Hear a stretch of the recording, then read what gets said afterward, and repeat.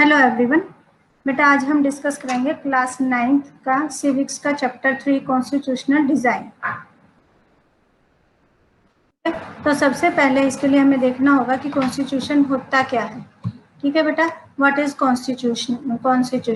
Constitution is a set of written rules that are accepted by all peoples living together in a country. तो constitution क्या होता है बेटा?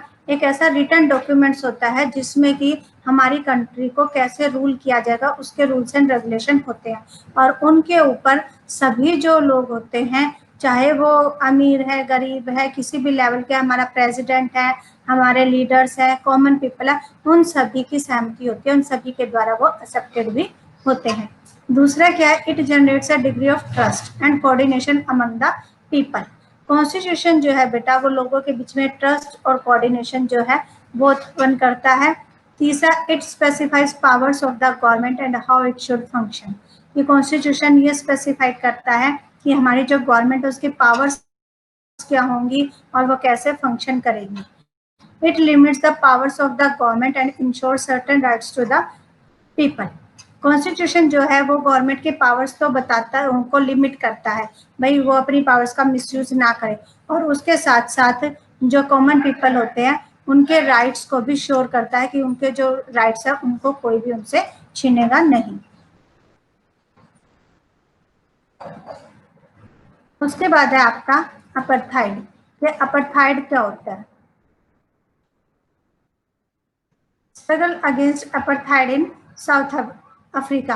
Apartheid क्या होता है बेटा? कि रंग के आधार पर जब किसी के साथ भेदभाव किया जाता है, गोरे काले के आधार पर, चमड़ी के आधार पर जब किसी के साथ भेदभाव किया जाता है तो उसको हम क्या कहते हैं? अपार्थाइड कहते हैं।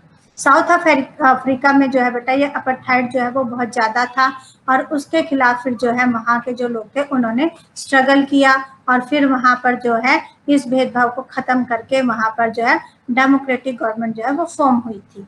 ठीक है। अपार्थाइड जो था बेटा वो एक रेशियल डिस्क्रिमिनेशन था, जिस पर कि स्किन के कलर के आधार पर साउथ अफ्रीका में लोगों के साथ जो है वो डिस्क्रिमिनेशन किया जाता था।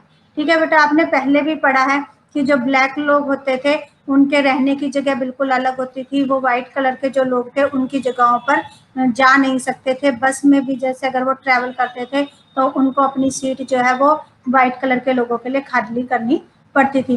तो जो अपार्थाइड जो था, रंग के आधार पर जो भेदभाव होता था बेटा, उनको बहुत ही इंफीरियर समझा जाता था, उनके साथ बहुत ही बुरा व्यवहार किया जाता था जो व्हाइट रूलर्स होते थे ब्लैक्स के द्वारा।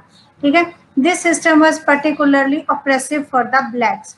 ये जो सिस्टम था वो पूरा का पूरा ब्लैक्स को दबाने के लिए था। तो उसमें क्या था बेटा कि ट्रेन्स में, बसेस में, पार्क्स में, टॉयलेट में, इवन चर्चेज में भी उनको जो है अलग कर दिया जाता था, वहां पर भी उनके साथ भेदभाव होता था। Since 1950 the non white spot against the apartheid system. तो बेटा 1950 में जो है जो नॉन वाइट्स थे, जो लोग वाइट नहीं थे, उन्होंने जो है इसके खिलाफ जो है मूवमेंट चलाया, स्ट्रगल किया 1950 में, और उन्होंने अपनी अफ्रीकन नेशनल कांग्रेस के नाम से जो है वो एक यूनियन जो है वो फॉर्म की, और even the sensitive whites join the ANC to oppose apartheid. मतलब इसमें केवल जो है नॉन वाइट्स शामिल नहीं थे, कुछ वाइट्स भी शामिल थे जिनको ये लगता था कि उनके साथ ज्यादा बुरा व्यवहार किया जा रहा है। But the white racist government continue to rule by torturing and killing thousand of blacks and coloured people. परंतु वहाँ की जो नस्लवादी सरकार थी ना बेटा, वो जो थी उन्होंने ये टॉर्चर जारी रखा, और बहुत से हजारों जो ब्लैक लोग थे या दूसरी कलर के लोग थे उनको मार दिया था, उनको किल कर दिया था। ये जो है बेटा ये अपार्थाइड की आपको एक पिक्चर दिखाई गई है, जिसमें ये लिखा गया कि जो यूरोपियन हॉस्पिटल्स हैं वहाँ या नॉन यूरोपियन हॉस्पिटल्स हैं वहाँ पर इन लोगों की एंट्री जो है वो बैन है, ये लोग एंटर नहीं कर सकते हैं। नेल्सन मंडेला जो है बेटा उसने ये अपार्थाइड के खिलाफ 1950 में जो है वो मूवमेंट जो है वो शुरू किया था, वो इनका लीडर था। ठीक है। उसके बाद है टूवर्ड्स अ न्यू कॉन्स्टिट्यूशन। जब वहां पर बेटा प्रोटेस्ट शुरू हो गए साउथ अफ्रीका में अपार्थाइड के खिलाफ, तो वहां पर क्या हुआ कि जो वहाँ की जो सरकार थी वो अब उन लोगों को ज्यादा दिन तक दबाए रखने में जो थी वो असफल हो रही थी। उनका जो रूल था ना, उसकी पकड़ जो थी वो कमजोर होने लगी थी। दे चेंज देयर पॉलिसी, तो उन्होंने क्या किया कि अपनी जो पॉलिसीज थी उनको चेंज कर दिया। डिस्क्रिमिनेटरी लॉज वर रिप्लेड, तो जो ये जो भेदभाव वाले जो कानून थे उनमें कुछ बदलाव किया गया। ठीक है, जो ban on political parties and restrictions on the media were lifted, कि पहले उन्होंने क्या किया था कि पॉलिटिकल पार्टीज और मीडिया के ऊपर जो रिस्ट्रिक्शंस लगाई थी उनको दूर कर दिया था, उनको हटा दिया था। नेल्सन मंडेला जो कि ब्लैक्स का लीडर था, उसको 28 साल के बाद जेल से जो है वो छोड़ा गया था। तो जब उसने मूवमेंट चलाया था तो नेल्सन मंडेला को क्या था, जेल में डाल दिया गया था। और इस मूवमेंट के जेल में जाने के बाद भी ये मूवमेंट जो है वो चलता रहा, और 28 साल के बाद नेल्सन मंडेला को वो जेल से रिहा किया गया, जब वहां की सरकार को ये लगा कि अब वो इन लोगों को और ज्यादा दबा नहीं सकती है। Finally the midnight of 26 April 1994 the Republic of South Africa was born। ठीक है बेटा, 26 अप्रैल 1994 की जो मिडनाइट थी वहां पर तब साउथ अफ्रीका जो है वो रिपब्लिक हुई। वहां पर जो है उनका अपना जो है कॉन्स्टिट्यूशन आया। The blacks forgave the whites for the atrocities they had done while in power। जो ब्लैक्स थे बेटा उन्होंने उनको व्हाइट्स को जो था माफ कर दिया। Both the blacks and the whites decide to build a new essay based on equality of all races on democratic values, social justice and human rights।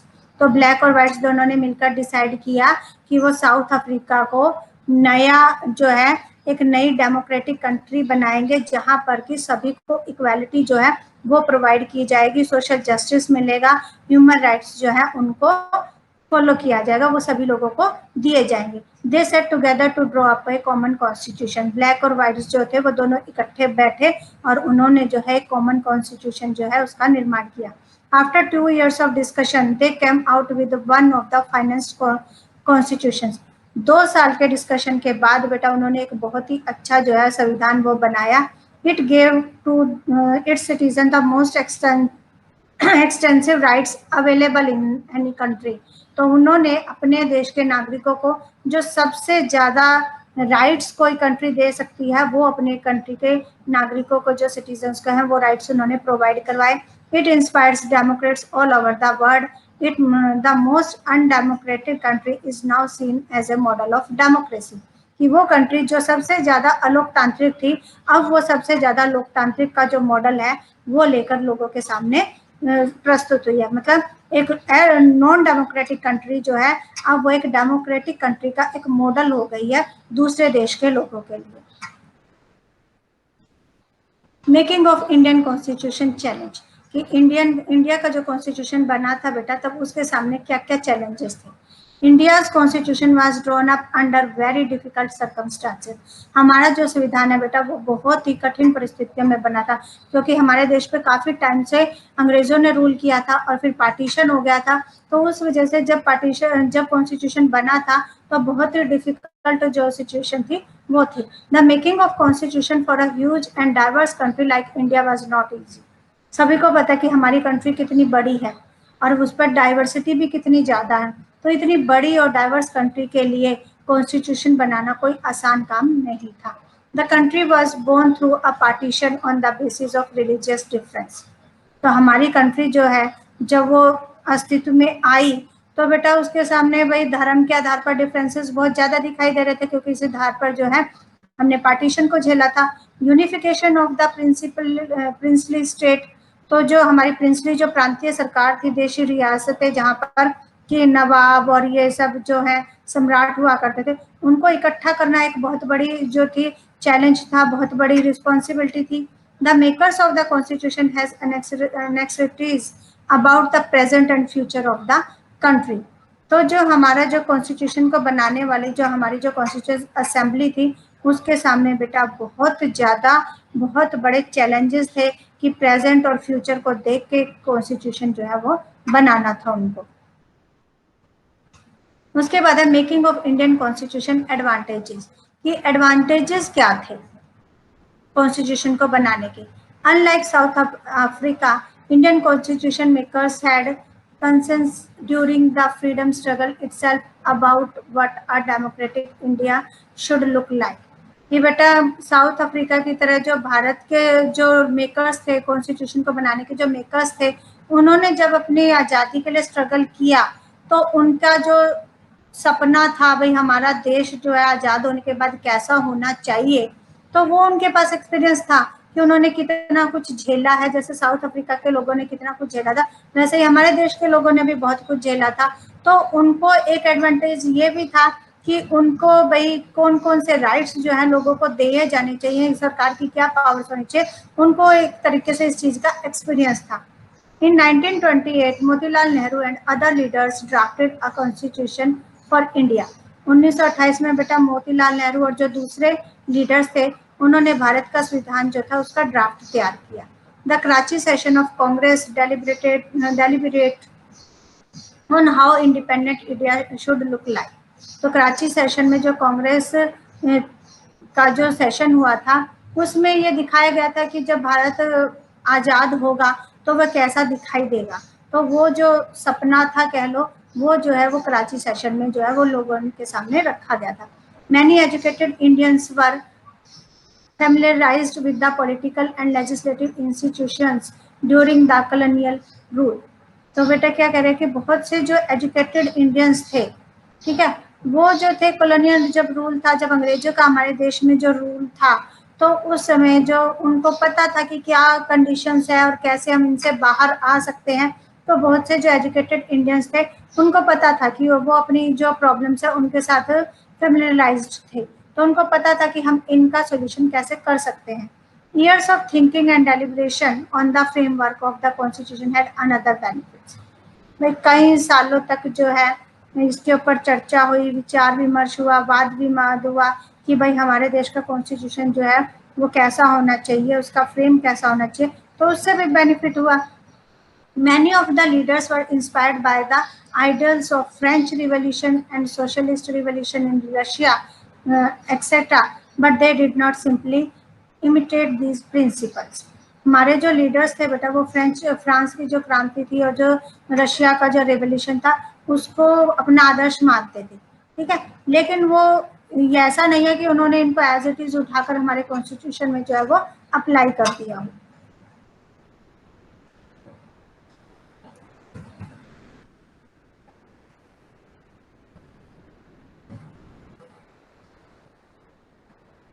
उसके बाद है बेटा आपका कॉन्स्टिट्यूएंट असेंबली। ये संविधान सभा 1946 में जो है वो तैयार की गई थी। तो उसके लिए जो ड्राफ्ट तैयार किया गया था 1946 में, उसमें जो मेंबर्स थे बेटा वो 299 मेंबर्स थे, जिनको कि हमारी जो असेंबली है उसके द्वारा इलेक्ट किया गया था कि हमारे ड्राफ्टिंग कमेटी के कौन कौन मेंबर्स होंगे उनको इलेक्ट किया गया था। और ये मेंबर जो थे वो कितने थे, 299 मेंबर्स थे। It represent the people of India. और ये जो मेंबर्स थे ड्राफ्टिंग कमेटी के, ये इंडिया को रिप्रेजेंट कर रहे थे। Assembly was dominated by INC, but it had many non-Congress members belonging to different language group, caste, classes, religion and occupations. कि जो हमारी इंडियन नेशनल कांग्रेस है बेटा वो इस असेंबली को डोमिनेट कर रही थी, लेकिन ऐसा नहीं है कि उसमें सिर्फ कांग्रेस के ही मेंबर थे, उसमें बहुत से नॉन कांग्रेस मेंबर्स भी थे जो डिफरेंट लैंग्वेज ग्रुप से बिलोंग करते थे, डिफरेंट कास्ट की, उनकी क्लास अलग थी, रिलीजन अलग था, ऑक्यूपेशन अलग था। यानी कांग्रेस और नॉन कांग्रेस मेंबर्स दोनों ही इस कॉन्स्टिट्यूएंट असेंबली में थे। The constitution does not reflect the view of its members alone; it expresses the aspiration of all peoples. तो ये जो कॉन्स्टिट्यूशन असेंबली थी बेटा, ये केवल ये जो कॉन्स्टिट्यूशनल असेंबली के जो मेंबर्स थे इनके ही व्यूज को रिफ्लेक्ट नहीं करती थी, बल्कि हमारे कंट्री के जो पीपल्स हैं उनको सभी के व्यूज को रिफ्लेक्ट करती थी। The assembly adopted the constitution on 26 नवंबर 1949। हमारा जो कॉन्स्टिट्यूशन था बेटा वो बनकर तैयार कब हो गया था, 26 नवंबर 1949 को तैयार हो गया था। Then a drafting committee chaired by doctor Ambedkar. Drafting committee जो थी उसके जो लीडर थे वो कौन थे, डॉक्टर अंबेडकर थे। उन्होंने एक डिस्कशन के बाद अपना जो कॉन्स्टिट्यूशन का ड्राफ्ट था वो तैयार किया। It was discussed close by close through several rounds of discussion. तो हर एक क्लोज के ऊपर बेटा कई बार डिस्कशन हुई, कई राउंड्स हुए डिस्कशन के, उसके बाद जो है वो कोई क्लोज जो है वो कॉन्स्टिट्यूशन में जो है वो शामिल किया गया। और हमारा जो संविधान है वो कब लागू हो गया, कब इफेक्ट में आ गया, वो आ गया 26 जनवरी 1950 को। इस दिन हम हमारा जो है रिपब्लिक डे भी मनाते हैं। Over the last 64 years, no large social group or political party has ever questioned the legitimacy of the Constitution. कि भाई इतने साल हो गए हमारे कॉन्स्टिट्यूशन को बने हुए, लेकिन अभी तक किसी भी पॉलिटिकल पार्टी या सोशल ग्रुप्स ने हमारे कॉन्स्टिट्यूशन जो है उसकी वैधता पर सवाल खड़ा नहीं किया है। Thanks and have a nice day.